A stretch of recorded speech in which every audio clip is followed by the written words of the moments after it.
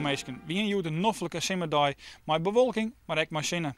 En de temperaturen weer heel aardig, maar een graad of 20. De meeste zinnen wie in het waardgebied wie het haast onbewolkt. Hoe ziet het water eruit? We gaan eerst even naar Joene vannacht. Joene vannacht is het restig waar, zwakke tot matige west-noordwestelijke wind. En er is een afwisseling van bewolking en opklarings, waarbij de temperatuur een zakje naar zijn 11 en 13 graden. Ik moet beginnen van de zinnen, maar er is ook weer bewolking. En ja, het is even de vraag of het helemaal droog bloot. Ik denk op een heel soort plak een wol, maar in het zuiden van de provincie de maait weer letter op de midden en joentijd wolkens op een enkele bui. De meeste buien die binnen eigenlijk bijgelijks toch in het midden en het zuiden van het land. Dus wij komen er toch sowieso beter bij wij. De wind is matig en vrij krachtig, wind krijgt 3 en 5 en die komt uit het noorden. En dan het vooruitzicht voor de komende dagen.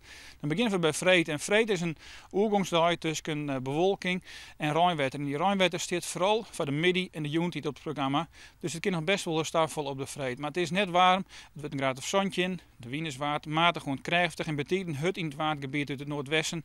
En zoals het nou zit hebben we dat ik op sneeuw en snijden een stevige noordwestelijke wind die op sneeuw wel eens krachtig en het en letter in het waardgebied stormig worden kan. Maar regenwetter. En dan kunnen we wel zo'n 20 mm komen. En ik snij is zo'n dag mijn soort regenwetter. Dus we moeten Joet en morgen nog even volop genieten van het mooie simmerwaar. Want aanstaan komt de juist weer waarom. Nog een noffelijke jongen verder.